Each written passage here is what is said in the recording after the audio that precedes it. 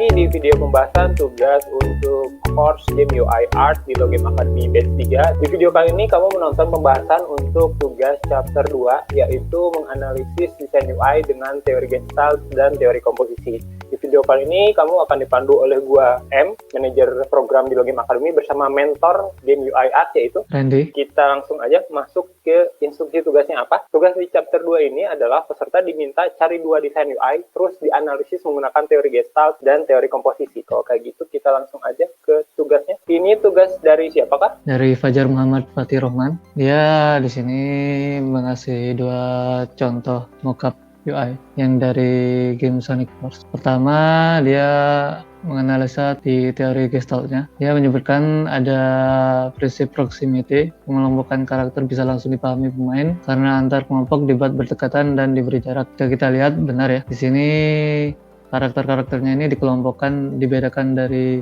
kelompok-kelompok yang lain. Jadi ada di tengah sendiri mengumpul gitu. Jadi biar fungsinya orang-orang tuh tahu bahwa ini memang untuk khusus karakter di bagian sini. Dan di bagian bawahnya itu juga bisa dilihat kalau itu juga ngambil prinsip proximity. Ini UI-nya dikelompokkan di bawah untuk navigasi ke menu-menu yang lainnya. Untuk proximity ini udah benar sih. Dan kedua, similarity. Itu berupa ring ditampilkan dalam bentuk yang mirip, yaitu ada golden ring pojok atas tengah, red star ring pojok kanan, dan star ring. Perbedaannya terdapat dalam segi warna, tambahan bentuk, dan fungsinya. Ya, kalau yang penjelasan nomor 2 ini juga saya rasa benar. Di sini koin-koinnya juga serupa, tapi dibedakan dikit-dikit karena memang fungsinya itu hampir mirip-mirip lah untuk menunjukkan nilai-nilai angka yang dimiliki oleh pemain tentang koin-koinnya. Ya. Terus yang nomor 3, closure. Item yang terdapat pada experience bar pada player dan karakter dibuat seolah bergeser kanan untuk memenuhi level hukum. Penutupan digunakan agar UI lebih mudah dimengerti. Kalau closure ini kan penutupan bentuk ya.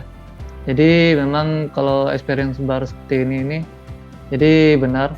Jadi bentuk yang awalnya hitam ini akan ditutup oleh bentuk yang berwarna ungu. Jadi prinsip closure memang diterapkan di situ. Dan nomor 4, continuation tidak ada. Saya rasa emang nggak ada di sini. Terus yang nomor 5, order and symmetry. Dia menjelaskan pada bagian status bar di atas terdapat 3 komponen, yaitu 1, experience and level, 2, jumlah golden ring and button dalam golden ring, 3, jumlah red star ring dan button tambah red star ring. Terus yang membentuk simetris karena lebar karakter pada komponen 1 sama dengan 2 dan 3 bla bla bla bla bla bla. Saya rasa ini terlalu berbelit-belit ya penjelasannya. Jadi kalau order and symmetry ini cukup simple aja. Jadi kalau misalnya kita potong jadi 2 gini, antara sisi yang kanan dan yang kiri atau atas yang bawah itu bakalan balance, bakalan sama gitu. Baik itu bentuknya, komposisi bentuknya atau warnanya. Jadi masih kurang tepat gitu. Terus yang nomor 7, common fade. Menu navigasi running mengarah ke kanan atau ke kiri pada saat di menu running. Memberikan informasi bergerak ke arah yang sama dan merupakan satu kelompok memberikan informasi bahwa pick bisa disentuh untuk mengubah navigasi halaman atau dengan sliding halaman. Nah, ini saya rasa juga bahasanya masih agak masih agak ribet gitu ya.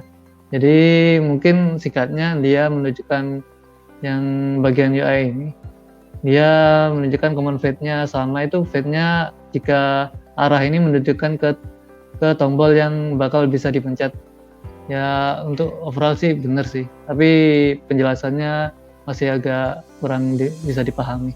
Dan figure engram, di sini pop-up yang muncul, dia menjelaskan bahwa prinsip ini muncul karena adanya pop-up yang muncul saat disentuh di experience bar menampilkan tampilan informasi detail agar UI lebih mudah dimengerti. Di sini saya rasa yang jadi figure and ground-nya ini bukan karena detail UI-nya ini ya. Jadi yang menjadikan prinsip figure and ground ini hadir karena UI yang pop-up ini lebih dikedepankan daripada background belakangnya ini. Jadi ada kayak layer-layernya gitu dia. Jadi prinsip figure and ground itu begitu, bukan karena ada detailnya yang banyak sih. Jadi karena emang ada warnanya yang solid ini yang menutupi bagian belakangnya ini. Yang teori Gestalt udah habis, terus yang kedua dia menganalisa teori komposisi. Yang pertama, grid digunakan untuk membuat pengelompokan karakter yang sama ukurannya. Bisa dilihat ya, kalau memang ini sepertinya memang menggunakan grid ya dalam membuat ininya. Jadi ukurannya, spacingnya sama gitu. Terus yang kedua, emphasis dan scale.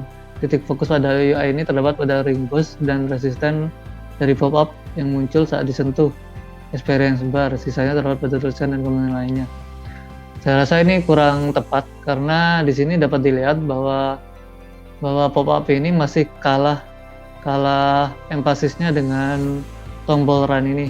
Di sini tombol run ini bentuknya lebih besar daripada objek-objek yang di dalam pop-up ini, dan warnanya juga lebih kontras daripada yang lainnya. Jadi penjelasan di sini kurang benar. Yang ketiga, balance digunakan pada komponen ring boss dan resisten yang menghasilkan komponen detail ring boss dan resisten di bawahnya agar dapat mudah dimengerti. Salah ini ya, karena balance itu bukan karena menghasilkan detail-detail yang itu sih. Balance ini di sini dalam aspek visual, jadi bisa diambil dari objek ring boss dan resisten dalam pop-up ini. Dia balance karena di sini ada ruang kosong antara ring boss dan resisten untuk mata beristirahat, sehingga antara kanan dan sebelah kiri itu seimbang, jadi nggak penuh dan player bisa enak melihatnya. Jadi bukan karena penuh karena ada detailnya begini-begini, bukan sih. Terus yang keempat, rule of third. Pada saat pop-up ditutup ada 3 komponen yang sama besar, yaitu komponen dari 3D Sonic, status Sonic, dan item Sonic. Kalau di sini memang sepertinya memang dia pakai rule of third sih, karena jika kita membuat garis gitu, jadi Sonicnya ini akan berada di titik atas dan semuanya akan seimbang gitu. Jadi lebih menonjol ke sini dia rule of third-nya. Yang rule of odds tidak ada. Tapi dalam analisa saya di sini dia juga menggunakan rule of odds sih. Jadi dia di sini membagi mockupnya ini menjadi 3 bagian, yaitu bagian navigasi di bagian bawah, terus karakter di bagian tengah, dan terus status dari karakter itu sendiri di bagian atas. Jadi kalau ditulis tidak ada ini kurang tepat. Ini lanjut ke desain berikutnya. Di sini peserta mengambil contoh dari pembukaan jas pada game yang sama. Kita lihat analisisnya. Peserta mengatakan bahwa proximity tidak ada. Di sini dapat dilihat emang di sini tidak ada pengelompokan di dalamnya karena UI-nya memang simpel sekali dan sedikit sekali. Yang nomor 2, similarity tidak ada. Memang benar juga kalau di sini nggak ada prinsip similarity atau kesamaan karena semuanya berbeda-beda bentuknya. Dan nomor 3, closure. Closure di sini dia menjelaskan item yang terdapat pada experience bar karakter dibuat seolah-olah bergeser ke kanan untuk memenuhi level. Benar sekali. Jadi sama kayak sebelumnya, closure itu kan memang penutupan bentuk ya. Jadi seperti kayak misalnya bar gini, terus misalnya loading bar gitu, juga itu menggunakan prinsip closure. Terus yang keempat, continuation terdapat pada chest yang menyebar dan background kotak-kotak. Ini dia menjelaskan di backgroundnya ini, dia menyebutkan bahwa ini memakai prinsip continuation. Dan saya rasa itu benar sih emang.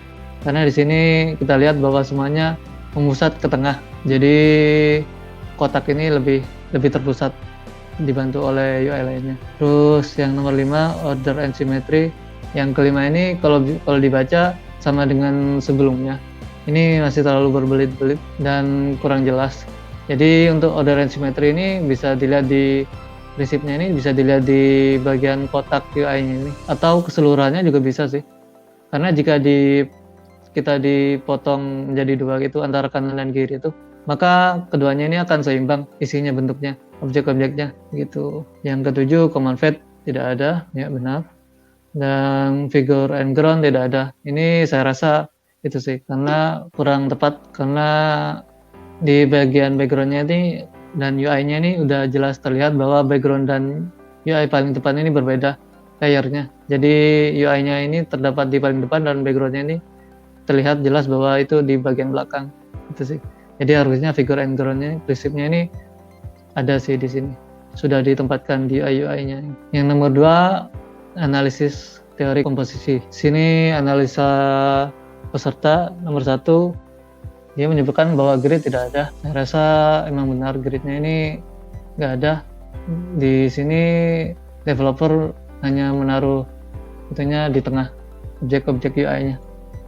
Terus yang kedua, emphasis dan scale. Titik fokus pada UI ini terlebat pada chest, sisanya terdapat pada tulisan, tab di bawah, dan komponen lainnya. Di sini mungkin scale dan emphasisnya prinsipnya itu hanya terletak di bagian tengahnya ini aja.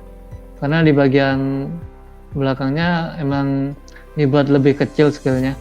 Jadi prinsip emphasis and scale ada karena dia developernya memperhitungkan antara besar kecilnya suatu benda yang lebih important daripada yang lainnya. Terus balance digunakan di sini, peserta menjelaskan bahwa balance digunakan pada komponen chest yang menghasilkan komponen detail permukaan chest di atasnya berupa karakter agar dapat mudah dimengerti. Sini saya rasa dia keliru, salah memahami balance sih. Jadi di sini balance itu dalam aspek visualnya. Jadi untuk jika misalnya keluar balance-nya karena keluar ikon karakternya ini, itu sepertinya kurang tepat. Terus yang keempat, rule of third tidak ada. Rule of third-nya ini emang kalau kita pakai garis yang grid rule of third itu emang nggak bakal itu sih, nggak nyatu, nggak kepake. Terus yang kelima, rule of odds ini jika peserta mengisi tidak ada, itu saya rasa kurang benar karena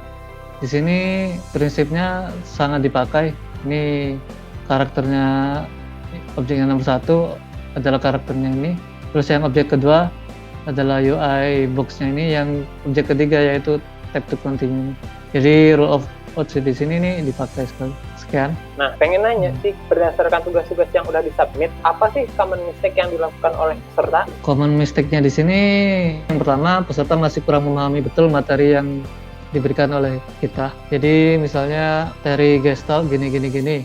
Tapi peserta jika menemukan prinsip-prinsip di dalam UI-nya itu salah menyebutkan gitu loh. Jadi seharusnya bahwa di UI itu memakai prinsip proximity, tapi si peserta menyebutkan bahwa itu adalah prinsip simetri dan order gitu.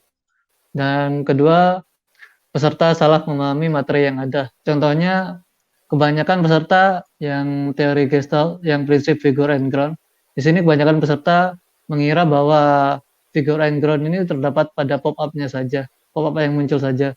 Padahal jika nampak layar depan dan belakangnya itu sudah memakai prinsip figure and ground. Terus yang kedua yaitu salah dalam menganalisa karena kurang memahami itu. Terus yang keempat, peserta terlalu mengada-ngada dalam menjelaskan itu sih. Jadi kayak berbelit-belit dan terlalu berlebihan. Jadi misalnya kenapa komposisinya bagus, tapi ini karena warnanya hijau dan jadi lebih menarik gitu. Nah, menariknya di mana? Itu kan bingung tuh kita. Jadi memang kayak mengada-ngada gitu. Tadi kira-kira untuk mengatasi kesalahan itu apa sih tipsnya biar bisa lebih memahami lagi penerapan teori Gestalt maupun teori komposisi gitu yang berguna untuk nanti ngedesain UI? Salah satu itunya ya mempelajari terus bagaimana pengaplikasian prinsip-prinsip itu. Jadi harus banyak belajar juga sih. Soalnya ini ngaruh ke insting juga. Jadi jika intens terus dilakukan bakalan keinget terus sih. Karena analisa desain-desain yang ada itu juga dapat meningkatkan insting kita saat kita membuat sendiri sih. Misalnya gini, kalau kita menganalisa bahwa ini kok ini warnanya kok gini ya kalau dilihat gitu. Jadi pas kita membuat, jadi kita gak bakal mengulangi kesalahan dari desain yang kita analisa itu. Atau kita juga dapat kita menganalisa desain orang nih, wah ini komposisinya bagus nih, gini, analisa prinsip-prinsip Gestaltnya bagus. Jadi kita nanti kalau kita membuat sendiri, kita keinget tuh. Jadi kita pernah menganalisa desain ini, jadi kita bisa nih diaplikasiin ke desain kita yang sekarang gitu. Berarti jadi referensi juga ya dengan tadi menganalisis. Itulah pembahasan tugas untuk chapter 2 course Game UI Art. Sekali lagi terima kasih buat teman-teman yang udah submit tugasnya. Dan buat teman-teman yang masih pengen nanya tentang materinya atau pengen nanya aja tentang course-nya, bisa langsung tanyain di fitur sosial komen. Fitur sosial komen akan kamu temukan di kolom kanan ketika kamu membuka di Login Academy menggunakan PC atau laptop. Sampai di sini dulu video pembahasan tugas untuk course Game UI Art chapter 2 di Login Academy batch 3. Gua M bersama Saya Randy. sampai ketemu lagi di video pembahasan tugas berikutnya. Dadah.